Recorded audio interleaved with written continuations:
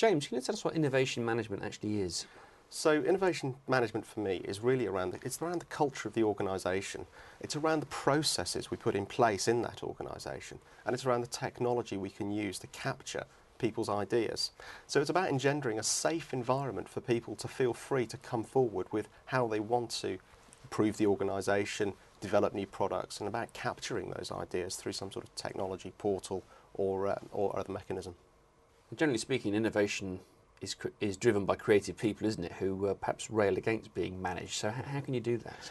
I think that's true. I think in sort of terms of entrepreneurs that come up with ideas for business, scientists that come up for ideas to solve problems, that's very true. So innovation in those contexts is about that.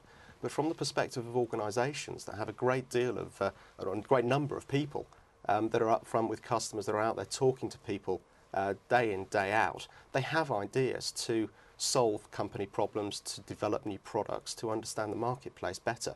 So innovation management really for me is about helping the organisation capture and leverage that capability that exists in their organisation. And it's about dragging the information really out of the people that have it, that are at the sort of front end of the organisation. There's one example of a company where the cleaner came up with an idea to replace the light bulbs with energy efficient light bulbs and save the company a great deal of money.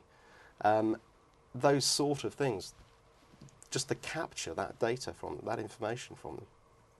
How relevant is innovation in the current business climate? People might be a bit wary at this stage of doing too much in this space. Yeah, absolutely. I think in this sort of climate, it's even more necessary, though, to be able to capture the data and capture the information, the ideas that people have to take us out of recession.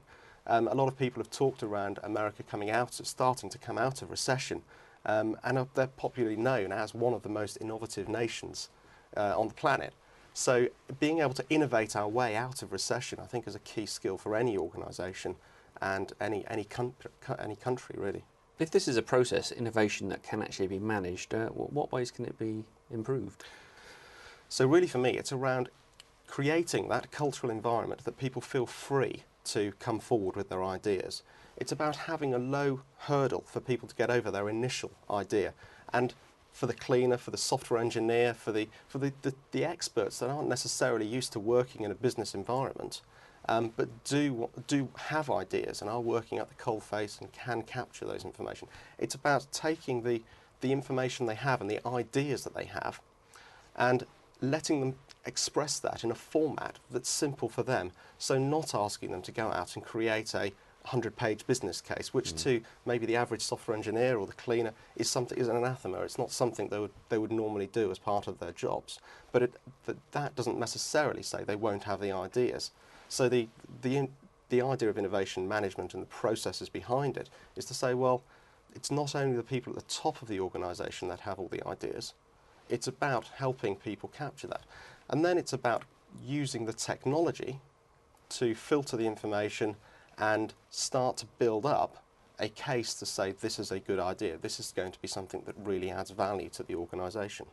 And in terms of improving it, we can do that using, for instance, the Microsoft solution, using SharePoint to help capture data, capture information, very simple forms, even to the extent of putting a box on the wall to say capture ideas, get some initial information and initial ideas out there and keeping that hurdle rate low. Other ways it can be improved in terms of filtering the information as well. So the ideas of portfolio management and linking the ideas back to the strategy of the organisation and starting to filter what are the real value adds in the ideas that have been put forward. How do these things work, James, in the current concerns about environmental issues, the greener policies that organisations are now implementing? I think it's an absolute key issue. The ideas around using the organisation to start to solve some of the green issues that companies have. There's legislation about to be released to capture how effectively organisations are at being green, their environmental policy, and how effective their environmental policy is. So being able to get ideas from the coalface, from the people really working in the offices, and we used the example earlier on around the cleaner that had the ideas for replacing the light bulbs with more energy efficient light bulbs. it's about getting those ideas together and starting to build the consensus in the organisation for people wanting to be green. Now, if people come up with their own ideas, then they're far more likely to follow them through. And it starts to help with the whole change management piece around enforcing the environmental policy and turning the organisation into a more green, and efficient company.